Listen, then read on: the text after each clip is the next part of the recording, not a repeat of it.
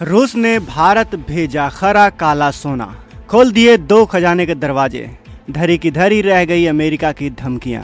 दोस्तों, अमेरिका और अरब देशों के बीच चल रहे भारी तनाव ने दुनिया भर की इकोनॉमिक्स की सांसें पूरी तरह से अटका दी हैं। अचानक से दुनिया के सबसे महत्वपूर्ण व्यापारिक मार्ग यानी स्ट्रेट ऑफ हॉर्मुज के ऊपर अमेरिका ने सख्त पाबंदियां लगा दी हैं, जिससे कच्चे तेल से भरे जहाजों का निकलना लगभग नामुमकिन हो गया है। हालात इतने गंभीर हैं कि वैश्विक ऊर्जा की सप्लाई चेन पूरी तरह से चरमरा गई है और एशिया के कई बड़े बड़े देशों के सामने अंधेरे में डूबने और उनकी फैक्ट्रीज के बंद होने का भयानक खतरा पैदा हो गया है। अमेरिका साफ तौर पर दुनिया भर के देशों पर भारी दबाव डालना चाहता है ताकि वह अपने पारंपरिक रास्ते छोड़ के सीधे उससे ऊर्जा खरीदे और उससे तेल खरीदे। अमेरिका इस गंभीर वैश्विक संकट का फायदा उठाकर अपना बेहद महंगा तेल भारत जैसे दूसरे देशों के ऊपर थोपना चाहता है। लेकिन अफसोस की बात यह है कि अमेरिका की इस साजिश का पता भारत को पहले से ही था और अब भारत ने अपने पारंपरिक दोस्त के साथ इस संकट के हल के लिए जो किया है उसका अंदाजा भी शायद किसी को नहीं था। भारत ने रूस के साथ मिलकर इस कच्चे तेल के लिए जो अपना रणनीतिक बनाया है उसकी कल्पना अभी तक किसी ने की ही नहीं थी। तो रूस और भारत ने मिलकर कैसी रणनीति बनाई है और कैसे अमेरिका की धमकियों की पोल पट्टी खोल दी है, इस चीज को हम आज इस वीडियो में जानेंगे। लेकिन वीडियो में आगे जाने से पहले अगर आप भी भारत और रूस की दोस्ती को एक सच्चा दोस्ती मानते हैं तो इस वीडियो को लाइक करके कमेंट बॉक्स में जय हिंद जरूर लिखें। याद रहे, जय हिंद कहना हम सब के लिए गर्व की बात है।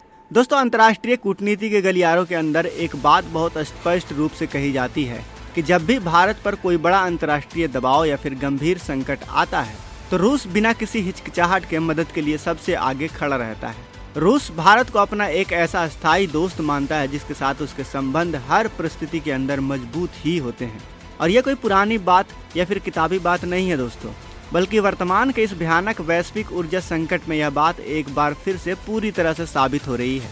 जब दुनिया भर के रास्ते बंद हो रहे हैं और ऊर्जा के लिए हाहाकार मच रहा है, तब रूस ने एक बार फिर भारत के लिए अपने ऊर्जा के अपार भंडार खोल दिए हैं और दोनों देशों की यह साझेदारी एक नए मुकाम पर पहुंच गई है। इस पूरे संकट की शुरुआत अमेरिका के उन बयानों और फैसलों से हुई जिनका सीधा असर अंतर्राष्ट्रीय बाजार पर पड़ा। पिछले मई के महीने के अंदर अमेरिका के राष्ट्रपति डोनाल्ड ट्रंप 6 बार खुले तौर पर यह ऐलान कर चुके हैं कि वह चल रहे अंतर्राष्ट्रीय युद्धों को तुरंत खत्म करवा देंगे। लेकिन उनका यह दावा 6 बार पूरी तरह से गलत साबित हुआ और कोई भी युद्ध नहीं रुक सका है। युद्ध लगातार जारी रहने का सीधा और सबसे भयानक असर कच्चे तेल के दामों के ऊपर पड़ा है। अंतर्राष्ट्रीय बाजार में कच्चे तेल की कीमतें बहुत तेजी से ऊपर नीचे होने लगी तो कभी अचानक भारी उछाल मारकर $110 प्रति बैरल के खतरनाक लेवल पर पहुंच जाते हैं। इस भारी अनसर्टेनिटी ने उन सभी विकासशील देशों को गहरे संकट के अंदर डाल दिया जो पूरी तरह से तेल आयात के ऊपर डिपेंड है। इसी भारी उठापटक के बीच अमेरिका ने एक और बड़ा कदम उठाते हुए स्ट्रेट ऑफ हॉर्मुज पर एक प्रकार की अघोषित नाकेबंदी कर दी। यह एक संकरा समुद्री रास्ता है जहां से दुनिया के कई बड़े देश का तेल और प्राकृतिक गैस गुजरती है और इस रास्ते के ब्लॉक होने से अरब देशों से आने वाला तेल और गैस का प्रवाह अचानक से बाधित हो गया। अब अमेरिका ने इस स्थिति का सीधा फायदा उठाते हुए भारत जैसे बड़े खरीदार देशों के ऊपर दबाव बनाना स्टार्ट कर दिया। अमेरिका का साफ कहना है कि आप अरब देशों से तेल खरीदना पूरी तरह से बंद कर दें और अपनी विशाल एनर्जी जरूरतों के लिए सीधा अमेरिका से तेल खरीदिए, यानी एक तरह का अमेरिका का दादागिरी। यह एक प्रकार से मजबूरी का फायदा उठाने वाली बात है। यह ब्लैकमेलिंग है क्योंकि अमेरिका ये अच्छे तरीके से जानता है कि अब दुनिया के पास दूसरे ऑप्शन बहुत कम बचे हैं।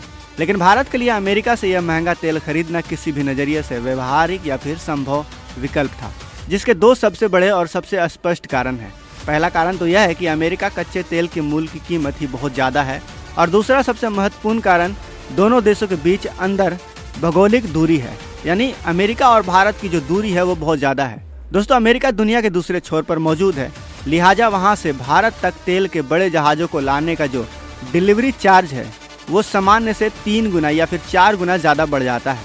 अगर भारत इस अंतर्राष्ट्रीय दबाव में आकर अमेरिकी तेल खरीद भी लेता है तो देश के भीतर पेट्रोल और डीजल की कीमतें आसमान छूने लगती हैं और महंगाई पूरी तरह से अनकंट्रोल हो जाती। और यही वजह है कि भारत बुरी तरह से इस अमेरिकी जाल के अंदर फंसता हुआ नजर आ रहा था। इस नाजुक वक्त पर रूस ने अपनी मजबूत उपस्थिति दर्ज करवाई। आपको बता दूं कि मई तक के ताज़ा आंकड़ों और भारत सरकार की रिपोर्ट्स के मुताबिक अब चीन के बाद भारत रूस का दूसरा सबसे बड़ा ग्राहक बन चुका है। लेकिन भारत की यह खरीद सिर्फ कच्चे तेल तक सीमित नहीं है। भारत अब रूस से बड़े पैमाने पर हाइड्रोकार्बन खरीद रहा है। इस हाइड्रोकार्बन शब्द का महत्व बहुत ज़्यादा जरूरी है दोस्तों।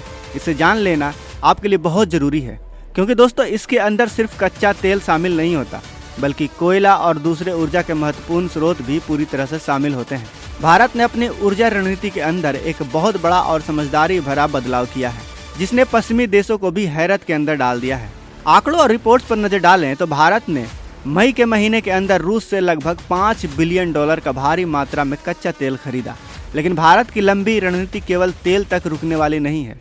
कच्चे तेल के साथ साथ भारत ने उसी एक महीने के भीतर लगभग $1 बिलियन का कोयला भी रूस से आयात किया।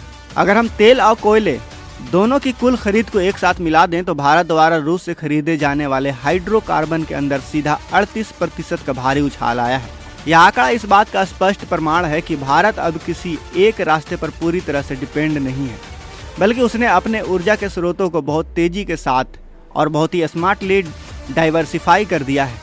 दोस्तों यहाँ पर एक बहुत ही महत्वपूर्ण सवाल ये उठता है कि भारत और रूस से कच्चा तेल खरीद रहा है, ये बात तो समझ में आती है, लेकिन आखिर भारत इतनी भारी मात्रा के अंदर रूस से कोयला क्यों खरीद रहा है, जबकि भारत खुद कोयले का एक बहुत बड़ा उत्पादक देश है। तो दोस्तों इस बात को गहराई से समझने के लिए हमें गैस आयात के उस गंभीर संकट को समझना होगा जिसने भारत के बड़े उद्योगों की रातों की नींद उड़ा दी है। आपको बता दूं दोस्तों कि पूरी दुनिया की 40% गैस और भारत की कुल जरूरत की 90% गैस कतर और ईरान जैसे मध्य पूर्व के देशों से आती है। जब अमेरिका के पाबंदियों की वजह से स्ट्रेट ऑफ हॉर्मुज का रास्ता बाधित हुआ तो प्राकृतिक गैस से भरे बड़े बड़े जहाजों का भारत आना बहुत मुश्किल हो गया। गैस की सप्लाई चेन अचानक रुकने का असर सिर्फ घरों के चूल्हों पर नहीं पड़ा, बल्कि इसका सबसे भयानक और सीधा असर देश के बड़े उद्योगों, खास करके विशाल स्टील फैक्ट्रियों के ऊपर पड़ता है। भारत की स्टील फैक्ट्रियां अपने भारी भरकम काम के लिए सस्ती ऊर्जा के रूप में भारी मात्रा में गैस का इस्तेमाल करती हैं। दुनिया भर का स्टील बाजार इस समय बेहद कड़ी प्रतिस्पर्धा के दौर के अंदर से गुजर रहा है। चीन लगातार दुनिया भर के बाजारों में अपना सस्ता स्टील डंप करने की कोशिश कर रहा है। ऐसे में अगर भारत की फैक्ट्रियों को अचानक महंगी गैस का इस्तेमाल करना पड़ता तो उनका स्टील उत्पादन इतना ज़्यादा महंगा हो जाता कि वो अंतर्राष्ट्रीय बाजारों के अंदर चीन की फैक्ट्रियों के सामने टिक ही नहीं पाते। इसी गंभीर आर्थिक संकट से बचने के लिए भारत सरकार और देश के उद्योगपतियों ने मिलकर एक शानदार स्ट्रेटजी अपनाई। उन्होंने अपनी बड़ी स्टील फैक्ट्रियों को अस्थायी रूप से महंगी प्राकृतिक गैस के बजाय सस्ते कोयले की एनर्जी के ऊपर शिफ्ट करना शुरू कर दिया, जो रूस भारत को भारी मात्रा में कोयले को लगातार सप्लाई कर रहा है।